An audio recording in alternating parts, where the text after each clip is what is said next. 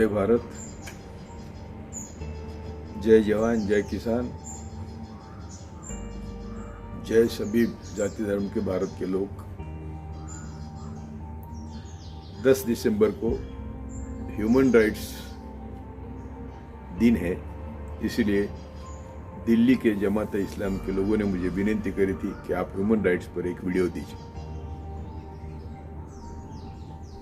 वैसे तो आप सब लोग जानते हैं, लेकिन जो हम जानते हैं वो हमारे लोग नहीं जानते। मैं एक 7 दिसंबर 2015 का टाइम्स ऑफ इंडिया का न्यूज आइटम आपको दिखा रहा हूं, जिसमें लिखा है India is the second most ignorant nation. India is the second most, क्या है उसमें?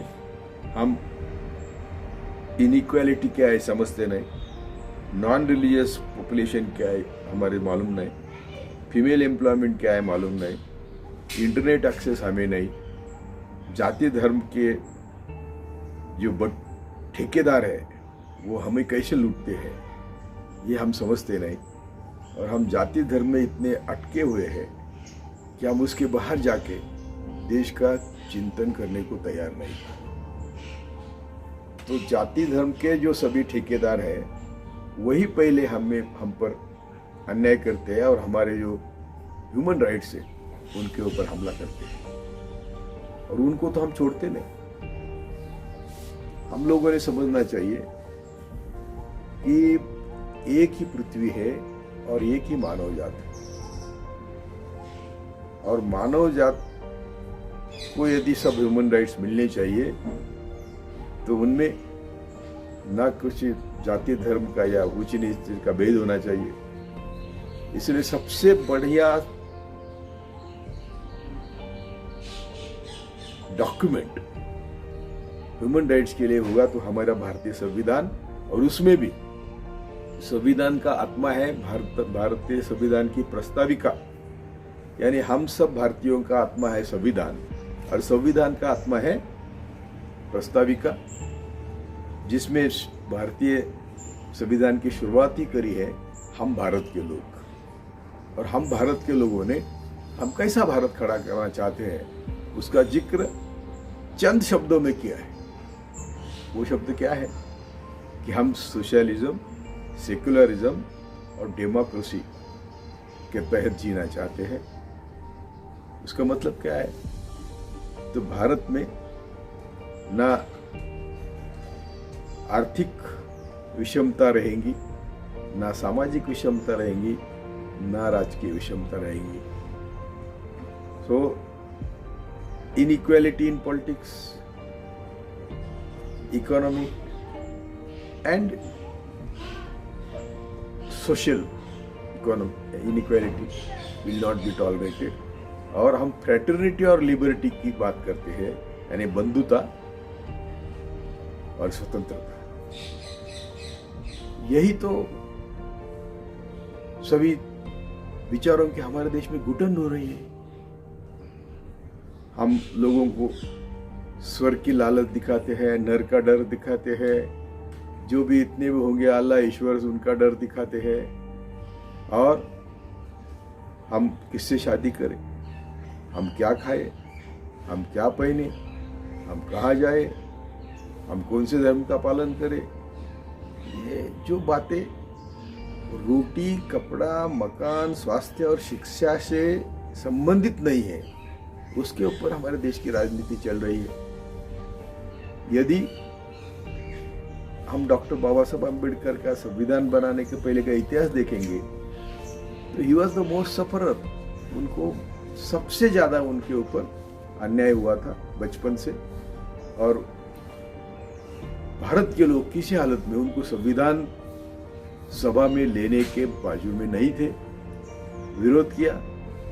लेकिन वेस्ट बंगाल तब भारत एक था, कोई चांडाल कम्युनिटी है, मुस्लिम बहुल कम्युनिटी थी, उन्होंने बाबा साहब को संविधान संगठन में संविधान सभा में भेजा।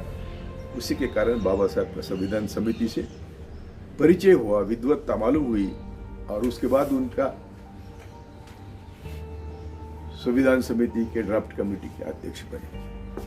तो आज जो देश में माहौल है, जो सीए लाई है, एनआरसी लाई है, एनपीआर की बात हो रही है, लव जिहाद की बात हो रही है, गौ मास गौ रक्षा की बात हो रही है, कई ऐसी बातें, फिजूल बातें हो रही है जो देश को 100 साल तो कम से कम पीछे ले गए।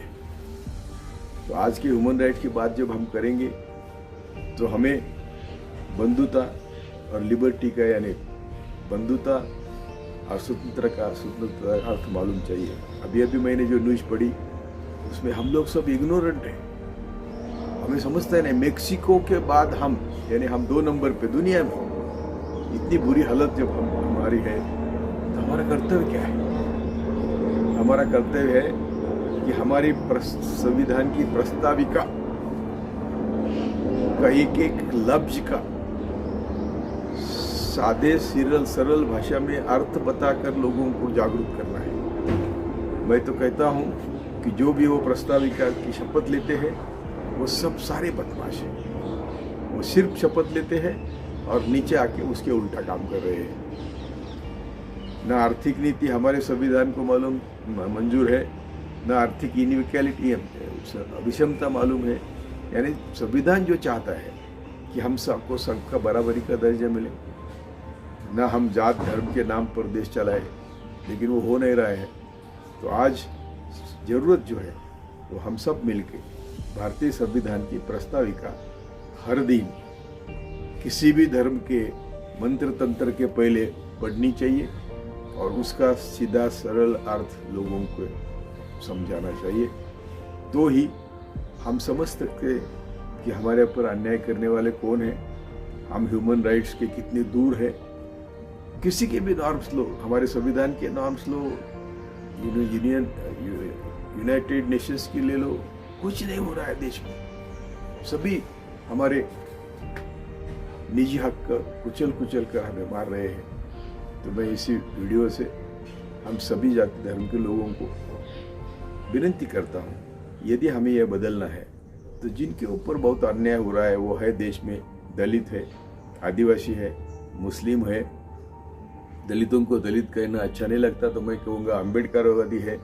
सब ने साथ आकर इस देश के ये जो परजीवी है, देश में 2 ही लोगों की लड़ाई चल रही है, जो भारत के लोग और इंडिया के लोग। इंडिया के लोग यानी परजीवी लोग जो हमारा शोषण करते हैं, उनके खिलाफ हमें समाज का प्रबोधन करना चाहिए और समाज को दिशा देने की प्रयत्न करना चाहिए।